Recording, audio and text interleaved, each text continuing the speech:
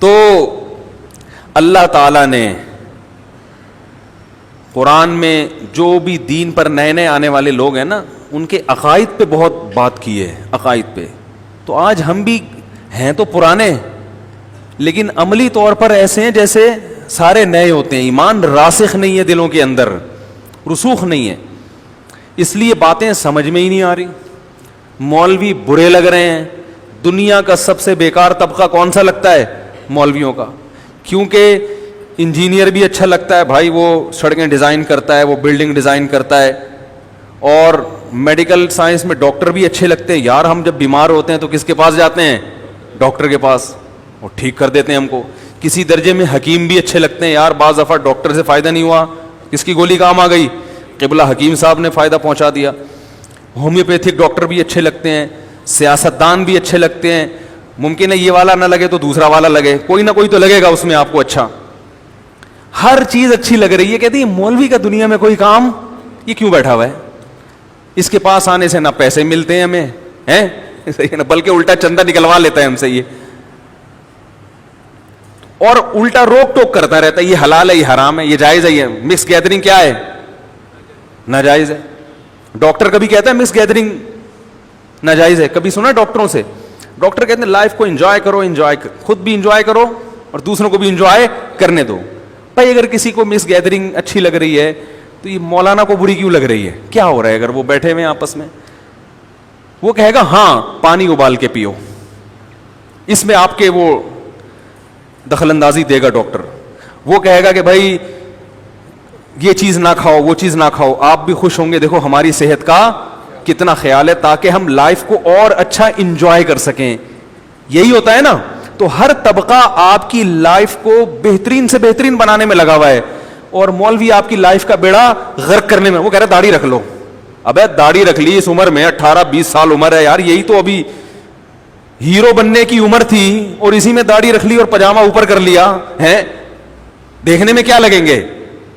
University میں جاتے ہی پتا چل جائے گا یہ کوئی فنڈامنٹلسٹ آ رہا ہے. کوئی لفٹ کرانے کے لیے تیار نہیں ہوگی. ٹھیک ہے نا. گاہ ہوتا تو چلو اس کو برداشت کر لیتے یار، کوئی بھی نہیں لفٹ کرائے گا. تو کباب میں ہڈی بلا وجہ کی. ہاں مولوی بعض دفعہ اچھے لگتے ہیں جب آپ کو وراثت میں حصہ چاہیے، بڑا بھائی دے نہیں رہا ہوتا. وہ 5 منٹ کے لیے اچھا لگ رہا ہوتا ہے جب آپ کے حق میں فتویٰ لکھ رہا ہوتا، بس اس کے بعد پھر وہ بھی اچھا نہیں لگتا، وہ بھی نہیں اچھا لگے گا. تو اس لیے یہ لبرل لوگ، اب تو لبرل لوگوں کے خلاف میں نے اتنا بولا ہے نا، لبرل لوگوں کی کچھ ویب سائٹس ہیں ان میں میرے خلاف باقاعدہ ایک پروپیگنڈا شروع کر دیا انہوں نے، کیونکہ ان کے پاس دلائل کی دنیا میں جواب نہیں ہے نا.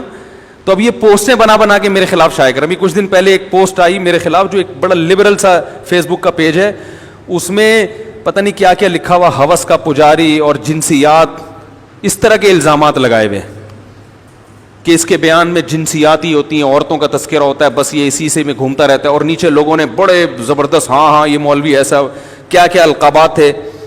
تو میں نے سوچا کہ میں ان کو بولوں، اول تو ہم ایسی باتیں کرتے نہیں ہیں، اور اگر بالفرض کر رہے ہیں تم تو کام کرتے ہو ایسے جی. ذرا انہی پیج کے ایڈمن سے پوچھو تمہاری کتنی دوستی ہیں، کتنی گرل فرینڈ ہیں جن کے ساتھ تم صبح شام کیا کچھ کرتے ہو.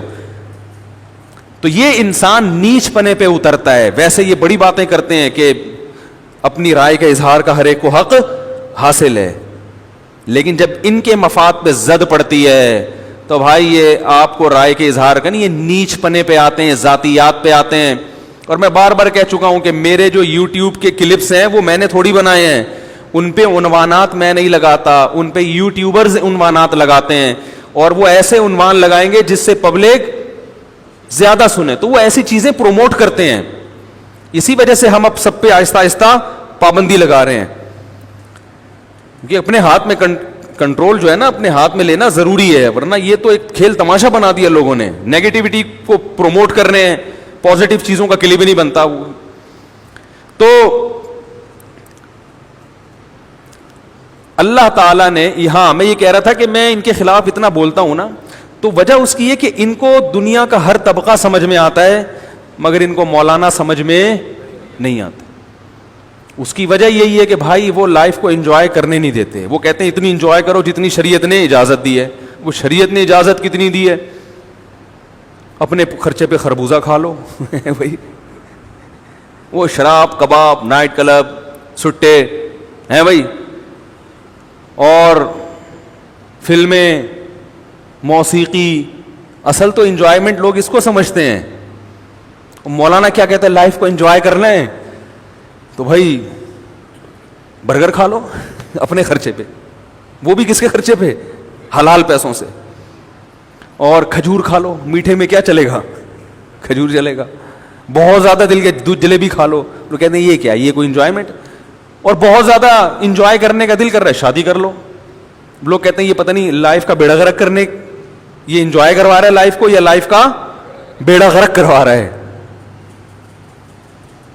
یہ کون سا انجوائے ہو گیا؟ شادی کر لو. شادی کا مطلب تو ایک ٹینشن ہے.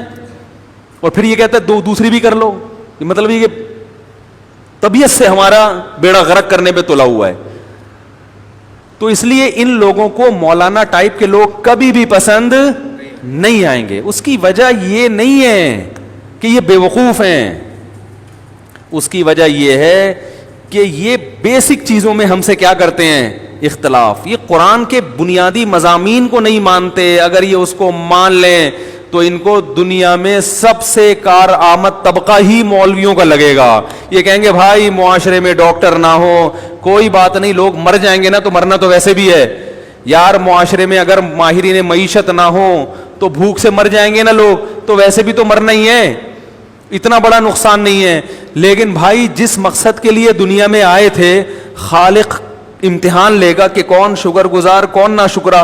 اس مقصد میں فیل ہو گئے تو ہمیشہ ہمیشہ کی زندگی تباہ ہو گئی. تبھی علامہ ابن تیمیہ رحمہ اللہ تعالی نے عجیب بات لکھی ہے.